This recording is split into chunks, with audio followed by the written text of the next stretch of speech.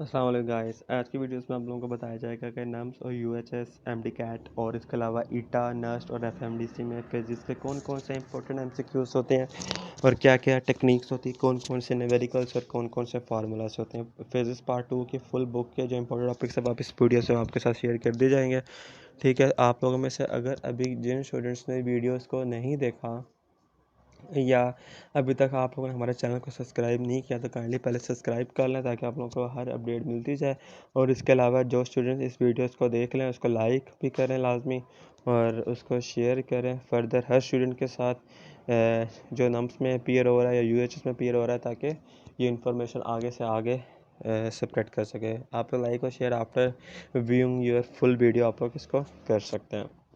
उसके बाद हमारे पास जो सबसे पहली वाली जो टॉपिक आ रहा है दैट इज़ इलेक्ट्रोमैग्नेटिज्म। इलेक्ट्रोमैग्नेटिज्म क्या होता है? ठीक है, इलेक्ट्रोमैग्नेटिज्म हमारे पास जो वर्ड आ रहा है वो इलेक्ट्रो से निकल रहा है और मैग्नेटिज्म हमारे पास होता है मैग्नेट। तो इसको अगर हम डिफ़ाइन करना चाहें तो इसका मतलब ये होता है कि पहले हम डेफिनेशन पढ़ते हैं, फिर हम इसकी डेफिनेशन जो एक्सप्लेनेशन है वो करते हैं।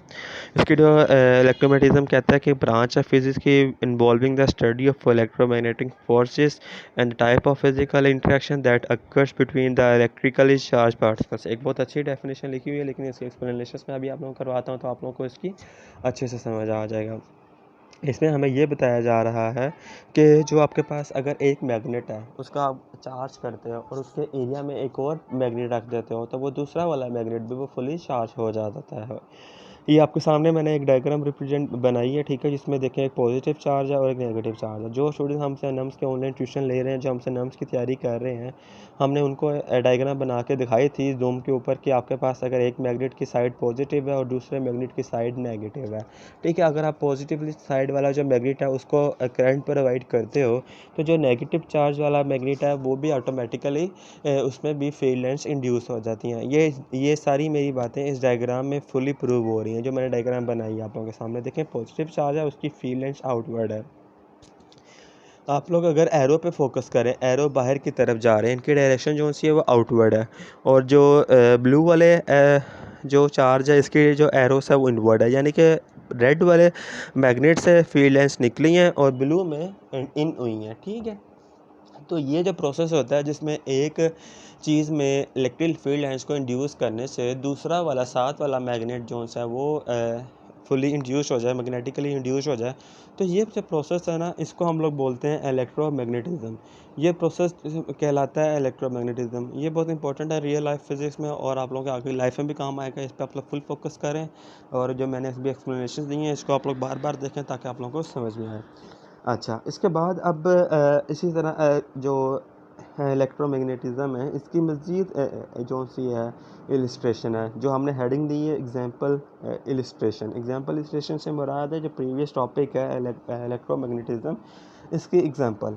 ठीक है गाइस, इसकी एग्जांपल मैं आपके सामने पढ़ने जाता हूँ और फिर मैं आप लोगों को इसको अच्छी तरह एक्सप्लेन कर दूँगा, आप लोगों को इसकी समझ में आ जाएगा। कहता है कि example of electromagnetism are many, they are used in our daily life such as devices includes doorbells, devices that have electric motors such as electric fans। और उसके अलावा वो कहता है कि the electromagnetic in a doorbell attracts the clapper which hits the bell and makes it ring। An electric motor is a device that uses an electromagnet to change electric energy into kinetic energy। Guys, ये इसने जो electromagnetism है उसके uses basically बताए हैं कि कहाँ कहाँ पे इलेक्ट्रोमैग्नेटिज्म अप्लाई होता है। मैं आप लोगों के साथ जो एक इन्होंने लिखा हुआ है लाइक डोरबेल, मैं आपको ये अप्लाई करता हूँ। देखिए, डोरबेल होता है आपके पास, बाहर बटन होता है गेट पे, ठीक है, और अंदर जो सा होता है उसकी आवाज़ आप लोगों के साथ शेयर की जाती है। तो अगर आप चेक करें तो जब हम डोरबेल को रिंग करते हैं तो लाइक जो उसकी जो साउंड होती है that is almost a vibrating one और आलमोस्ट अ लॉन्ग ड्यूरेशन होती है। तो this is also upon the working of electromagnetism, यानी कि एक चीज़ इंड्यूस होने की वजह से बाकी सारा प्रिंसिपल भी इंड्यूस हो जाता है।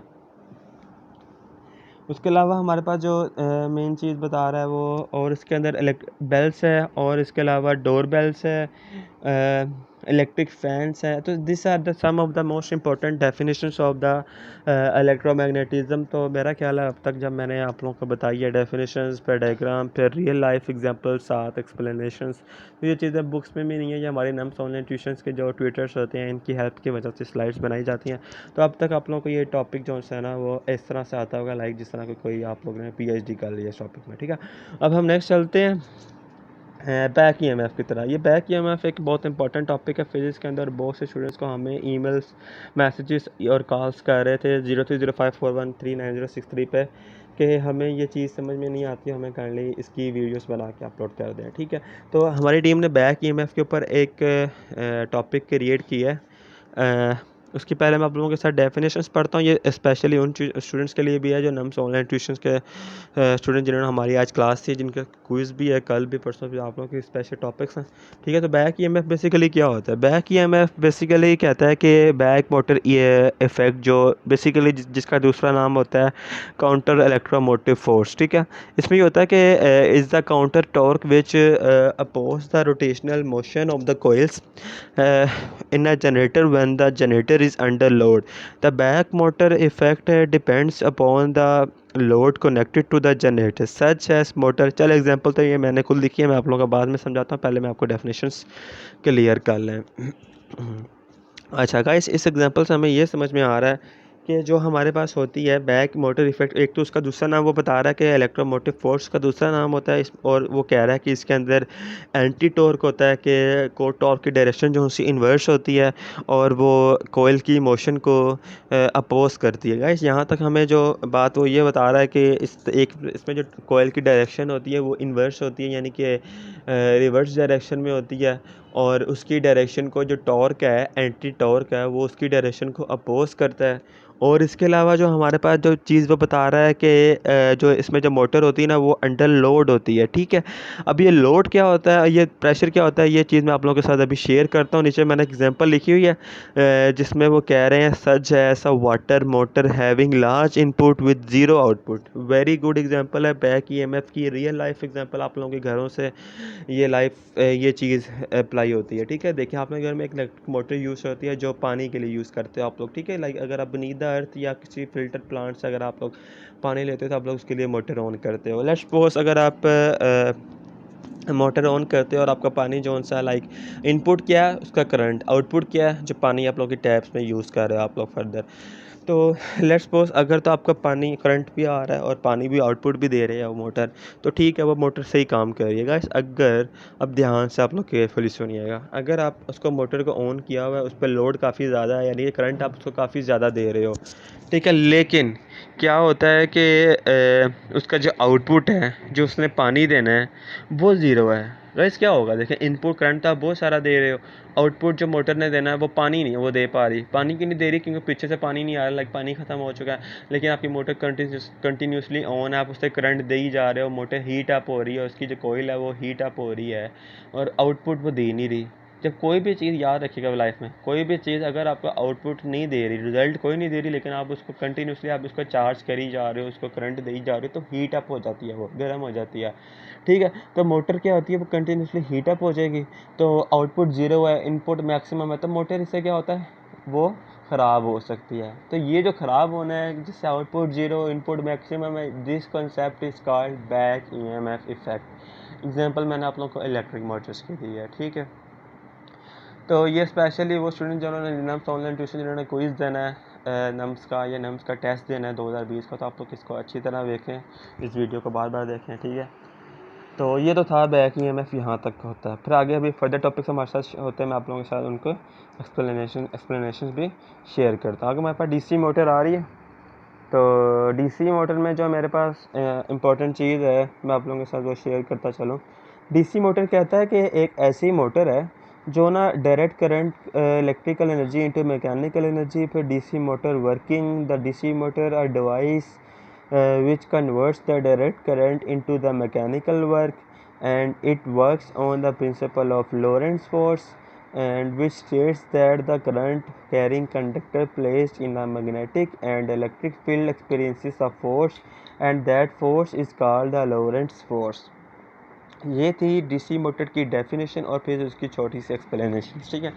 तो ये तो थी, लेकिन थोड़ा सा मुश्किल है आप लोगों के लिए समझने के लिए, तो मैं आप लोगों के साथ इसकी अभी उर्दू एक्सप्लेनेशन भी कर दूंगा, ठीक है। आप लोग इसको साथ साथ लिखते जाएं, वीडियो को बार बार देखें ताकि आप लोगों को समझ में आए। डीसी मोटर क्या होता है? डीसी मोटर की अगर डेफिनेशन देखें तो वो बता रहा है कि direct current, DC stand for D for direct and C for current. तो DC motor is your direct current motor. तो it is such type of a motor that converts electrical energy into mechanical energy, यानी कि जो आपकी electrical energy होती है उसको convert करना है मैकेनिकल एनर्जी में, तो उसको बोलते हैं डीसी मोटर, ठीक है। एग्जांपल उसने लिखी है डीसी मोटर की।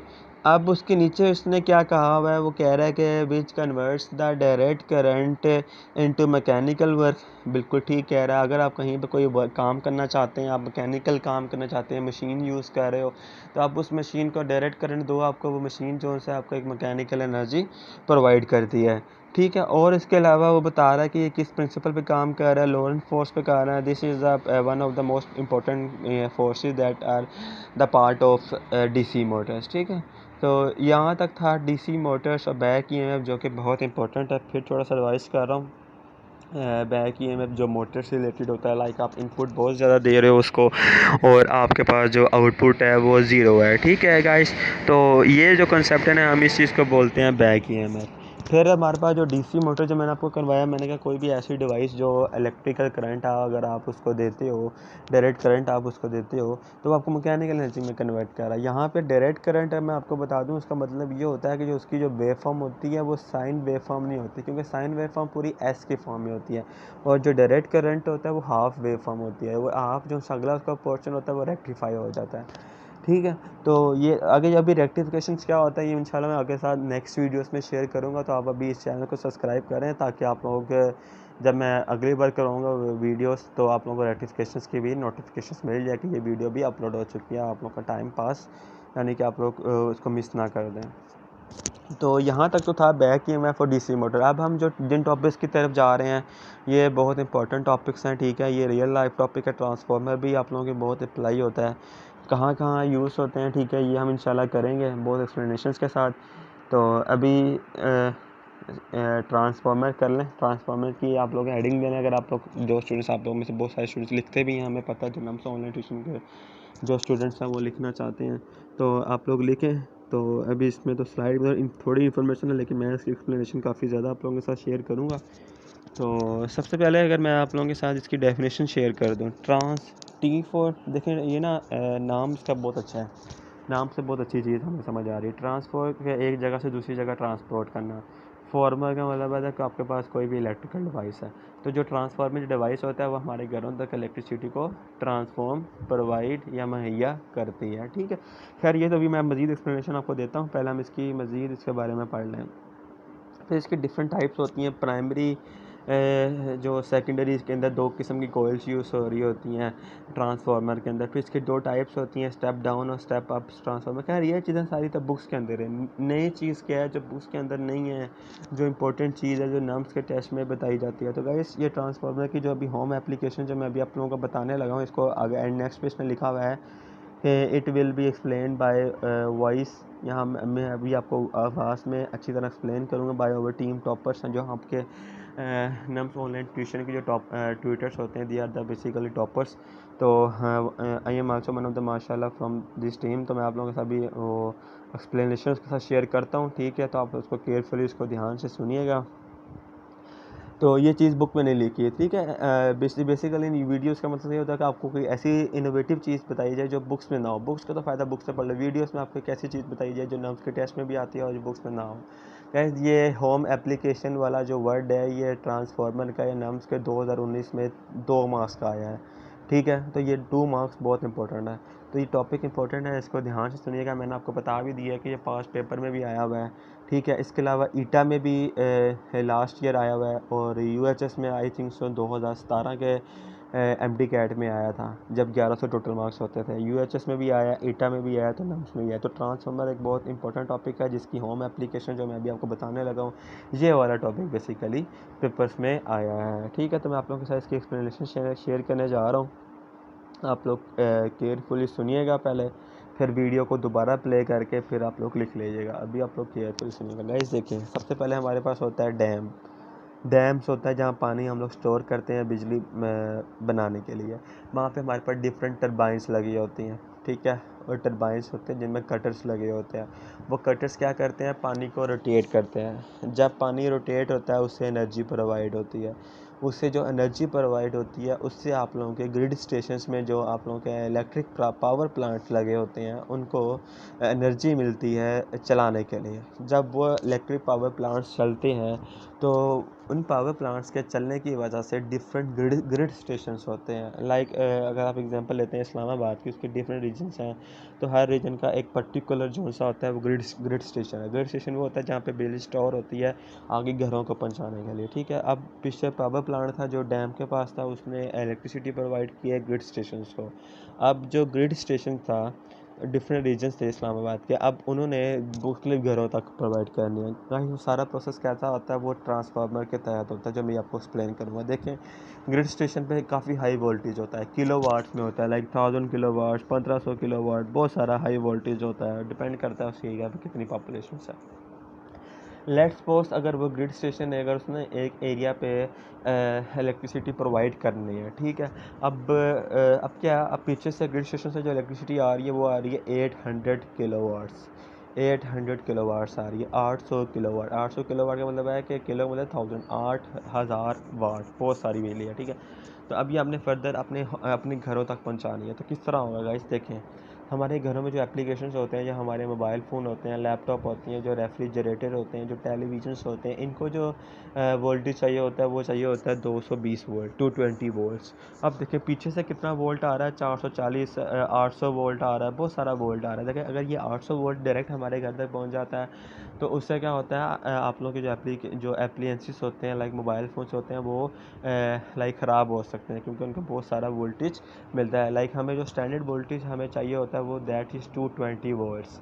तो अब जो पीछे ग्रिड स्टेशन से 440 वोल्ट आ रहा है उसको 220 में कन्वर्ट करने के लिए हमें क्या करना चाहिए, उस कन्वर्ट करने के लिए हमें 200 वहाँ पे ट्रांसफार्मर लगाना चाहिए, ठीक है। जब वहाँ पे ट्रांसफार्मर लगेगा, पीछे से 440 वोल्टेज आ रहा है, ट्रांसफार्मर इसको कन्वर्ट कर देगा 220 वोल्ट में। जब वो 220 वोल्ट आपके घर में आता है तो आपके जो एप्लियंसेस होते हैं, रेफ्रिजरेटर्स और टेलीविजन्स, वो प्रॉपर्ली काम कर सकते हैं। तो गाइस ये तो था ट्रांसफार्मर और उसकी इम्पोर्टेंट एप्लीकेशंस, ठीक है। और इसके अलावा जो हमारे पास जो इम्पोर्टेंट टॉपिक आ रहा है नेक्स्ट, वो है फ्लक्स डेंसिटी। फ्लक्स डेंसिटी क्या होता है हमारे पास। फ्लक्स डेंसिटी की डेफिनेशन देखें तो वो कहता है कि it is the amount of magnetic, electric और other flux passing through the unit area. बहुत अच्छी एग्जाम्पल है। देखें, फ्लक्स डेंसिटी तो हमेशा वही चीज़ होती है जब कोई भी चीज़ से कोई चीज़ गुजरती है। देखें, आपके पास एक एरिया है, आपके पास कोई भी प्लेन है, उससे आपने उसके पास आपने मैग्नेट रख दिया, उससे फील्ड लाइन्स प्रोड्यूस हुई हैं। अगर आप देखना चाहते हैं कि उस एरिया के अंदर से कितनी लाइनें पास कर रही हैं, अगर उस एरिया के अंदर से 5 लाइनें पास करती हैं या 10 करती हैं या 15 करती हैं या 20 करती हैं, तो वो कहलाता है फ्लक्स डेंसिटी। अब इस फ्लक्स डेंसिटी का एक फार्मूला है जिसको हम लोग कहते हैं flux equal to B dot A cos alpha. अच्छा, इसमें जो इंपॉर्टेंट चीज़ है, जो नम्स के टेस्ट 2019 में आई थी, वो मैं आप लोगों को बाद में बताता हूँ। पहले मैं आप लोगों को इसकी एक्सप्लेनेशन करवाता हूँ। देखिए, इसमें फार्मूला यूज़ हो रहा है कोस अल्फ़ा। कोस मैक्सिमम होता है हमेशा 0 डिग्री पे और मिनिमम होता है हमेशा 90 डिग्री पे। अगर यहाँ पे प्लेन परपेंडिकुलर होता है उस इलेक्ट्रिक फील्ड लाइंस के, तो 90 डिग्री यूज़ होता है, तो उसमें फ्लक्स हमारे पास 0 हो जाएगा, ठीक है। क्यों 0 हो जाएगा, क्योंकि कोस 90 जो सा होता है वो हमेशा 0 होता है। और अगर अब आपने उसी प्लेन को पैरेलल कर दिया है इलेक्ट्रिक फील्ड लाइंस के, तो आप देखो पैरेलल है यानी कि आमने सामने हो गए हैं, जैसे आप क्लैपिंग करते हो। तो अब तो इलेक्ट्रिक फील्ड लाइंस मैक्सिमम गुजर रही हैं उस एरिया के अंदर से, तो अब क्या होगा, अब आपका जो सा फ्लक्स होगा वो ज़्यादा हो जाएगा। तो जब पैरेलल होता है तो हमारे पास जो एंगल होता है वो हमेशा 0 डिग्री होता है। तो जब हम कोस 0 पुट करेंगे तो कोस 0 1 होता है, तो इसका मतलब है कि फ्लक्स यहाँ पे मैक्सिमम है, ठीक है। तो अब जो क्वेश्चन आया है वो ये आया था कि किस केस में फ्लक्स मैक्सिमम होता है और किस केस में फ्लक्स मिनिमम होता है। मैंने ये दोनों चीज़ें आप लोगों को एक्सप्लेन की हैं। अब ये कहाँ आया है, ये नम्स के 2019 लास्ट ईयर में नम्स के पेपर में भी आया है, यूएचएस में भी आया है, ईटा में भी आया है और एफएमडीसी में भी आया था लास्ट ईयर, ठीक है। सही है। तो ये तो थे इम्पोर्टेंट टॉपिक्स फिज़िक्स के। गाइस अब आप लोगों ने क्या करना है, इस वीडियोस को आप अगर आपने केयरफुली सुना होगा, अगर आप चाहते हैं कि आप इसके इंपॉर्टेंट कॉन्सेप्ट आप मज़ीद देखना चाहते हैं तो आप इसको लिखें, इसको मज़ीद बार बार देखें। और इसके अलावा जो इंपॉर्टेंट चीज़ मैंने इसमें आप लोगों के साथ शेयर करनी थी वो ये थी कि जो नम्स के ऑनलाइन ट्यूशन के जो स्टूडेंट्स हैं, जो हम लोगों से ऑनलाइन ट्यूशन ले रहे हैं, वो स्टूडेंट्स आप लोगों ने इस वीडियोस को 3-4 बार, 6-7-8 बल्कि 10-10 बार देखें। 20 मिनट की वीडियो है, इसको 10-10 बार देखेंगे तो आप लोगों को प्रॉपर्ली समझ आएगी। 2 या 3 बार देखने से आप लोगों को ईज़िली समझ में नहीं आएगी, क्योंकि जो मैंने क्विज़ लेना आप लोगों का कल या परसों, तो उसमें मैंने आप लोगों के साथ डेफिनेशन के साथ एग्जांपल्स और उसकी एक्सप्लेनेशन वही पूछनी है जो मैं अभी बोला है मैंने। ठीक है, तो आप लोगों ने इस वीडियोस को कम से कम आप लोगों ने इस वीडियोस को 10 बार देखना है। ये नहीं है कि आप लोगों ने 2 मिनट बाद देख कर इस वीडियो को बंद कर दिया है। फुल 20 बार देखोगे तो आप लोगों की वीडियो एक बार काउंट होती है। आप लोग कम से कम उसको 10 बार देखें ताकि आप लोगों के जो प्रॉपर उसकी एक्सप्लेनेशन आप लोगों को उसकी समझ में आए। ठीक है, तो वीडियो को फुल देखें, उसको अच्छी तरह समझें। कोई क्वेश्चन होता है तो आप लोग उसको मुझसे शेयर कर सकते हैं। और काइंडली अगर आपने अभी तक चैनल को सब्सक्राइब नहीं किया तो इसको सब्सक्राइब का बटन प्रेस कर दें, बेल आइकन भी दबा दें ताकि आप लोगों को जो नेक्स्ट वीडियोस होंगे उनकी अच्छी तरह आप लोगों को इसके साथ नोटिफिकेशंस मिल जाएँ। और वीडियो को लाजमी देखने के बाद लाइक करें और शेयर करें डिफरेंट फेसबुक ग्रुप पे और अपने व्हाट्सएप अपने फ्रेंड्स के साथ, ताकि जो स्टूडेंट नम्स में या यूएचएस में अपीयर हो रहे हैं उनको ये पता चल सके कि नम्स के टेस्ट में कौन कौन से टॉपिक्स आए थे और कौन कौन से अब 2020 में आने हैं। थैंक यू गाइस, अल्लाह हाफिज़।